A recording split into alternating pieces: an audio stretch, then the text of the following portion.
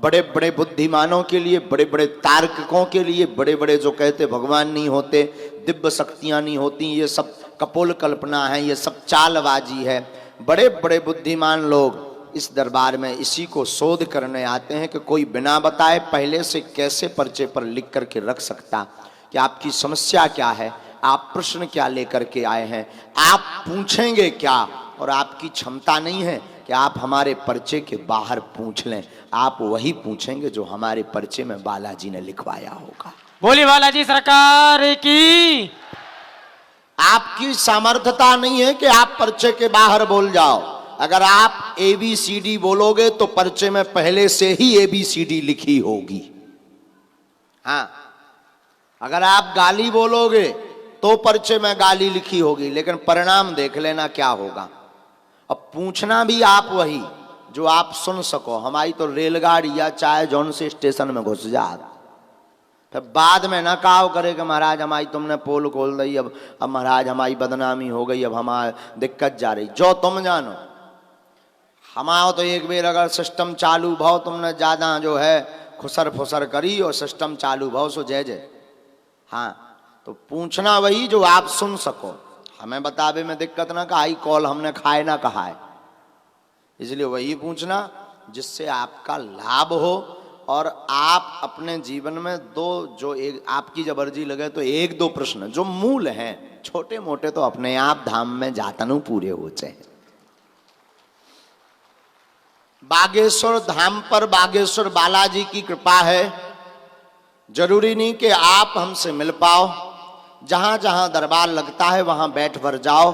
सदगुरु भगवान सन्यासी बाबा, पूज्यपाद दादा गुरु जी और बागेश्वर बालाजी की जितनी भी दिव्य शक्तियां हैं उनकी निगाह भर आपके ऊपर पड़ जाए। कृपा होनी ही होनी है, आशीर्वाद होना ही होना है, भला आपका होना ही होना है, इसमें किंचित मात्र भी संदेह नहीं है।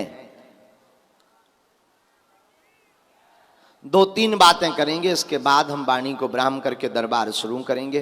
पहली बात तो यह है कि बागेश्वर धाम पर अथवा जहां भी दरबार लगे वहां किसी को भी, हमें या किसी को भी अपनी परेशानी ना बताएं। बागेश्वर बालाजी की कृपा में ताकत होगी, जब आपकी अर्जी लगेगी अपने आप आपकी समस्या पर्चे पर लिख करके आ जाएगी।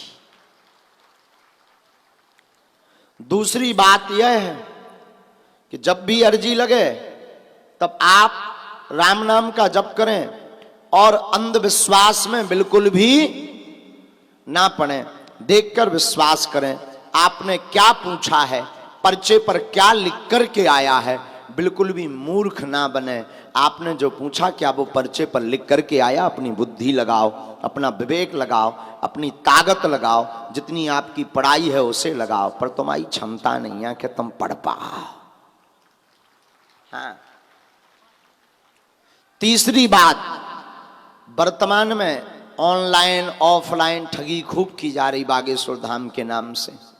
आपको कहा जाएगा कि हम गुरुजी से डायरेक्ट मिलवा देंगे, VIP दर्शन करवा देंगे। ऐसे चक्कर में बिल्कुल भी ना पड़े। बागेश्वर बालाजी का दिव्य दरबार पूर्णतया निःशुल्क था, है, और जब तक हमारे तन में प्राण रहेंगे तब तक निःशुल्क रहेगा। किसी भी व्यक्ति को किसी भी प्रकार का शुल्क फीस दक्षिणा ना दें। भारत का पहला दरबार है श्री बागेश्वर बालाजी का, जहां पर अर्जी निःशुल्क है, जहां पर रुकना निःशुल्क है, जहां पर दिन में 12 बजे से 2 बजे तक, रात्रि 8 बजे से 10 बजे तक प्रतिदिन भंडारा भी निःशुल्क है। और भारत का पहला ऐसा दरबार श्री बागेश्वर बालाजी का, जहां दरबार, अर्जी, रुकना, भंडारा तो निःशुल्क ही है। आने वाली संपूर्ण चढ़ोतरी दान पेटी की राशि से हर वर्ष महाशिवरात्रि को गरीब बेटियों का विवाह करवाया जाता है। अभी इस वर्ष 108 बेटियों का विवाह हुआ।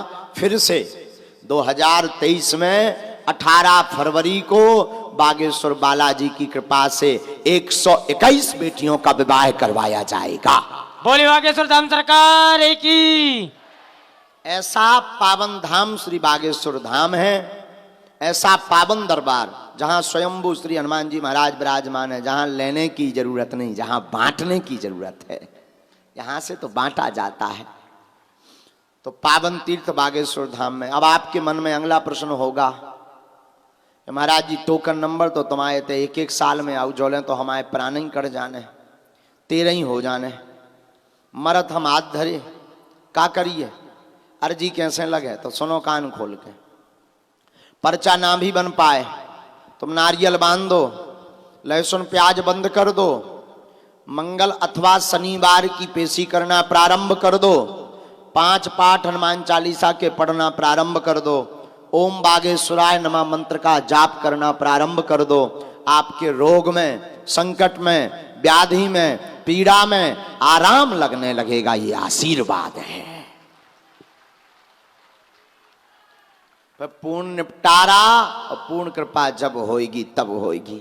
भूत बाधा है तो आप जो है मंगलवार को प्रेतराज सरकार के दरबार में जाकर बैठ जाओ।